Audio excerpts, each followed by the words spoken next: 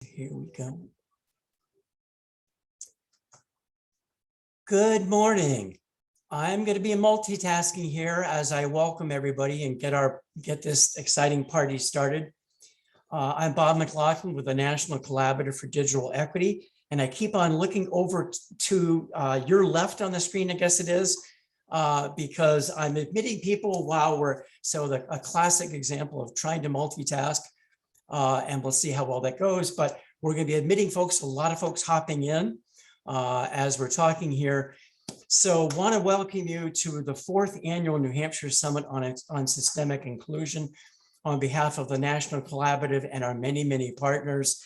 And just want to start on a note of profuse thanks to the many of you that are early risers and are here helping us to get this all started, and to our sponsors, to our presenters and panelists and discussion facilitators, and the many partners in the inclusion work in New Hampshire, as well as nationwide. And quite a few of you are already on this the Zoom call right now. And then I want to really give a big shout out to our amazing team, our National Collaborative for Digital Equity staff, who are up to this point almost entirely unpaid volunteers. We're gradually pivoting from that to a staff that eventually is going to have 11 full and part-time staff over the next 3 or 4 months. So a lot of things in very exciting transition, and want to thank you all particularly for joining this conversation, because this is all about how can we together share our expertise, our experience, our relationships, our insights, our resources to help families in intergenerational poverty get out of intergenerational poverty. And that's really the North Star in our work. And let me just go to so we'll just start out here and give you a broad brushstrokes on what our overarching aim is at the National Collaborative for Digital Equity. And this really will resonate for the folks that we all work with, because we all come together to share this common concern that we need to be much more impactful in how we invest in efforts to reduce poverty and to help kids and their families get out of intergenerational poverty. We know that banks and credit unions, foundations, educational systems at the K-12 and post-secondary level, and adult education and workforce development, that all these folks have literally spent in the last 5 decades, have spent trillions of dollars trying to reduce poverty. But as we know, intergenerational poverty persists, income inequality persists. It's really no better than it was 5 decades ago for the most part on key indicators of equitable distribution of economic opportunities and outcomes. And so one of the guiding frames for our work is that we know that individual experts in financial institutions, at banks and credit unions, that they're doing great impactful work on financial inclusion and economic inclusion. And we'll get into those terms in a little bit more detail in this session, but also over the course of the next 2.5 days. So banks and credit unions are doing a lot of exciting work on getting people banked, on helping them develop financial literacy skills, strengthening their pathways to living wage employment. Educational systems at all levels are doing great impactful work, working hard also on trying to strengthen educational opportunities and outcomes. Lots of important work being done there. Foundations as well as corporate philanthropies and banks under CRA, the Community Reinvestment Act, are doing a lot to foster equity and social justice across almost every dimension of civic life you can think of, from health to civic engagement to the arts and humanities, entrepreneurship, you name it. Doing a lot of great work, and workforce developers are strengthening pathways to living wage jobs. So there's a lot of good work happening. But again, if we really look, we step back and look at the big picture of the indicators, are we moving the needles that really matter for those in poverty? And I think it's pretty safe to say we're not. We know that economic mobility from one generation to the next has stagnated. Income inequality is actually worse than it was 5 decades ago, which is not a happy thing to comment about. And we know that the nation's Community Reinvestment Act ecosystem is a not so small, not so much of a microcosm of the problem. Under the Community Reinvestment Act, banks are required to make investments to foster economic and financial inclusion, and they're just a mere $20 billion shy of $500 billion a year that they alone invest for economic opportunity. And I think we can see in the CRA ecosystem what we see generally across foundations, educational systems, workforce development, and so on. We see that there's a lot of effort being, a lot of money and brilliant effort and sincere concern being invested. But by and large, the CRA ecosystem, not to single it out, but really because it's representative of so many other facets of life, there's a lot of compliance and not enough attention to how do we work together for impact. And we're going to come back to that theme, which is really core to our work. And I can see others on the call, like Ken, for example, Ken Sheldon with Bank of America, we're partnering with him and his colleagues. And we recognize that the way to have impact is to work together and to row together in the same direction. And that's where the real power lies. But coming back to CRA just briefly, that CRA policy, the Community Reinvestment Act, is a federal statute that requires banks to make investments for economic opportunity for low and moderate income, or in the jargon, LMI for short, low and moderate income communities, and also for LMI, low and moderate income individuals of all ages. But 3 problems with that ecosystem, and I think this, again, the same can largely be said of the other ecosystems in philanthropy and education and workforce development, that there's more emphasis on compliance and less on impact and generating research and sharing information on promising and proven practices. Secondly, that while investments are impactful, they're often siloed and piecemeal. And by that, let's be very concrete. So when we talk about financial inclusion, that is often seen to, there are different operational definitions, but a common one is let's get people banked with free or low cost checking accounts. Let's develop their financial literacy skills. That's great. Wouldn't it be even greater if the same families that are low and moderate income are also getting connected to pathways to living wage jobs, so that they have money, so they have a real income to put in their free checking account to be financially literate about? Wouldn't it be even better if that same family or LMI individual is also getting the educational opportunities they need to be able to develop the skills, credentials, and dispositions they need to land the living wage job? And then lastly, are we removing the digital divide barriers to all that stuff happening, which of course under COVID, we've all recognized, because it brought the digital divide up in sharp relief for all of us, that if you're on the wrong side of the digital divide, it's become nearly impossible to find out about, apply, prepare, and qualify for living wage employment. So what we're seeing is that CRA investments, like so many other investments, are focused more on compliance and on output than on impact, and on growing our understanding from research and evaluation of what effective practices are, and learning and sharing all the great work that we are doing. Secondly, it's piecemeal. And thirdly, and this is a really important piece that goes to the core programmatically of what the National Collaborative for Digital Equity does, so much of the investment for those in poverty under CRA, almost, I would say very close to 97, 98% maybe, goes for LMI adults, not for kids. And yet the problem is, as educators among us know on the call, I'm thinking Mary Ford, for example, myself, I've been a principal, I've been a teacher in high poverty schools, that if we wait till kids in poverty become adults, there's so much damage and spiritual devastation that kids experience who grow up in intergenerational poverty, that oftentimes they give up hope. They lack enough social capital.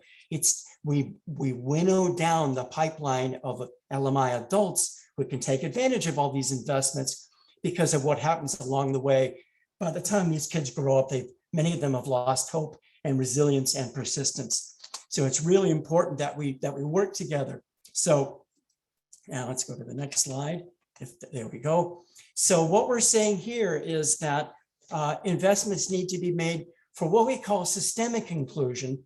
And there's, if you look at the header to this slide, joint investment for systemic inclusion, there are really two phrases in that to unpack briefly. One is joint investment, which is that first bullet, which is the idea, and Ken and others, Barry Brensinger is on this call, a number of other folks that we know well, that, let me just correct a typo that I noticed there, that we know that there's a lot of power to collaborating in designing our otherwise siloed investments. And so what we've done in Manchester, and you'll hear about this later this morning, from a really extraordinary effort that's been spearheaded by Manchester Proud, the school district, the community college, a dozen banks, half a dozen credit unions, the community college, the K-12 school district, a whole bunch of partners that are working together to say foundations and saying, how can we work together? A,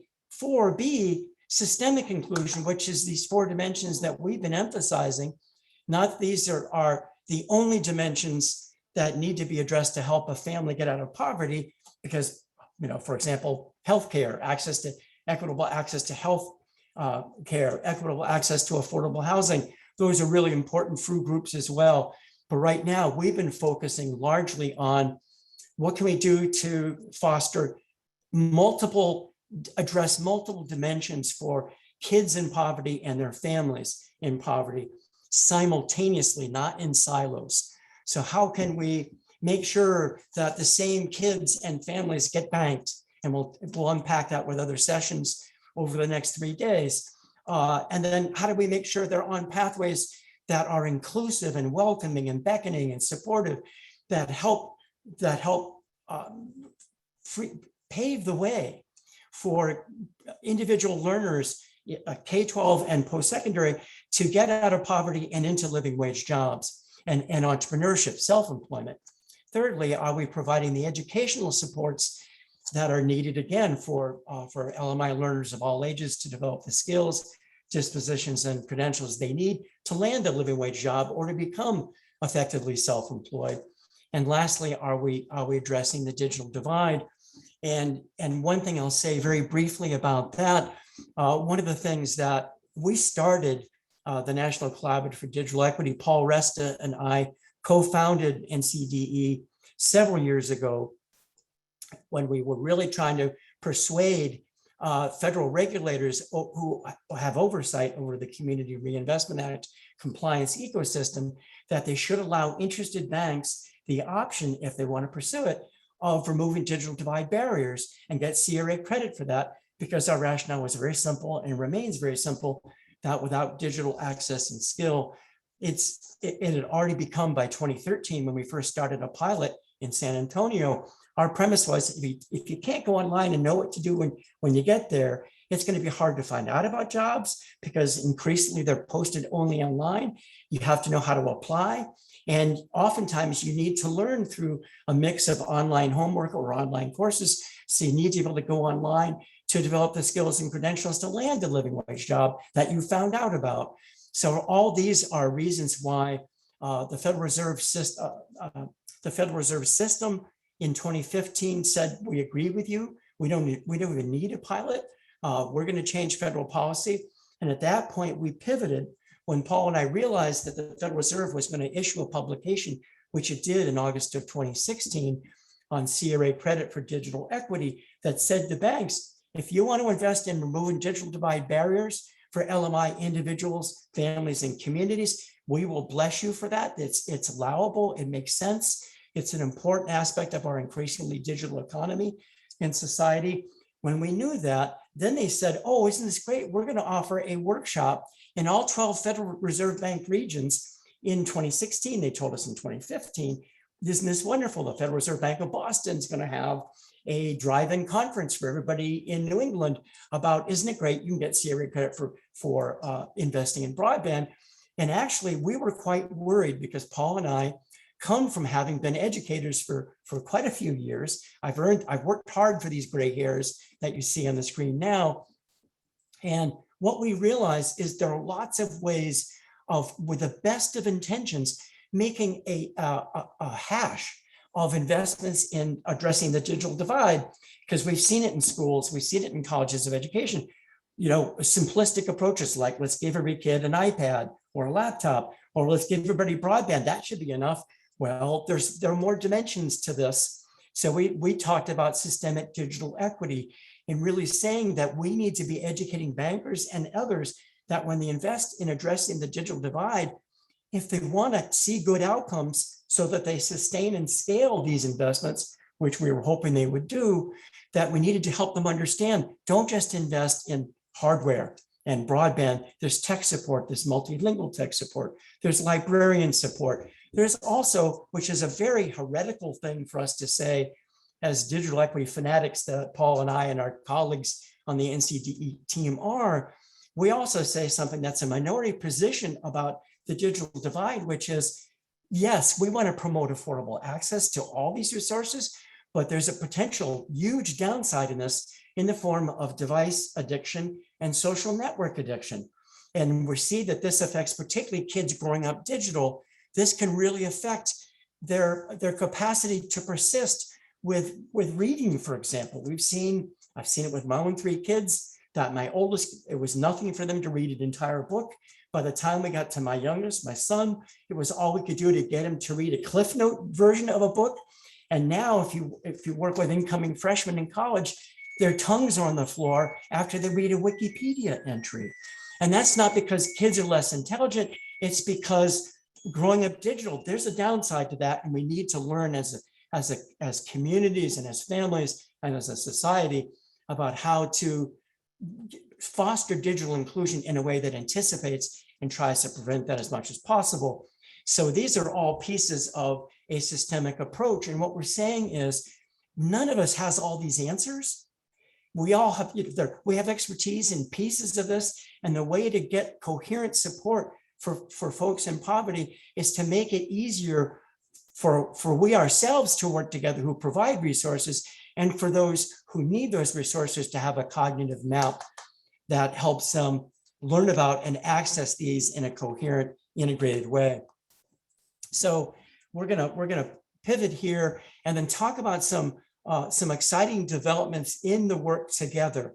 And I want to emphasize as best I can as one individual on the NCDE team that, as Paul Resta loves to say, we really mean the collaborative in our name, that everything we do it only finds value in the expertise that you each bring to this work. Your expertise, your compassion, your kindness, your commitment, your sense of humor, your persistence, your intelligence, the resources you bring, your experiences. This work is really good work. We don't want it. Our MO is not to duplicate anybody about anything. If somebody's already got something figured out, we're going to be gratefully saying, can we point to what you're doing? For example, Carrie Gladstone, I think, is on this call this morning with Granite United Way. They have, as do I believe nearly all, maybe all of the United Way chapters nationwide, they have a 211 help desk, which is astonishing. You'll hear more about this later in our session on refurbished laptops, interestingly enough. And 211 is an astonishing resource. It's funded by United Way chapters, in New Hampshire's case, Granite United Way. And it's staffed 24/7, 365 by trained information and referral specialists who have on-call translators and TDD, TDY for those who call with hearing or visual impairments. It's an extraordinary resource. And these trained information and referral specialists sit in front of a vast array of databases on health and human service providers. So if somebody says, I'm getting evicted, or I need legal assistance, or I need a voucher for food, or I need a place to stay tonight, or I need tax preparation assistance. I've never made enough income to have to file my taxes, and now I do. What do I do about that? Or I need a checking account, or I made a math error on my checking account, it's bounced. Is there an alternative to this? or I'm homeless. So 211 is an amazing help, desk service. So that's a perfect example in a microcosm of an amazing resource, really a set of resources that we're gratefully pointing to. So in that spirit, let's say that with that MO, there are a lot of things to share with you now. One is, and several of you are beloved colleagues in the group called the Manchester Financial Partners. You'll see here, this is an extraordinary group of leaders from banking and credit unions in Manchester, New Hampshire, educational systems of the K-12, post-secondary, and workforce development levels, foundations, and I hope I'm not leaving anybody out. Manchester Proud, oh, absolutely, leaving out Manchester Proud, which is an astonishing collaboration in its own right. And oh my, are they a joy to work with. And they are the glue and the engine that's driven so much great stuff already.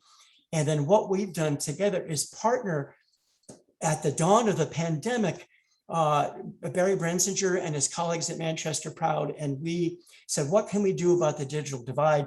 Because that was radicalizing everybody. It used to be for us in the National Collaborative for Digital Equity, we would approach banks or credit unions or foundations and they go, digital what? Digital equity, what's that?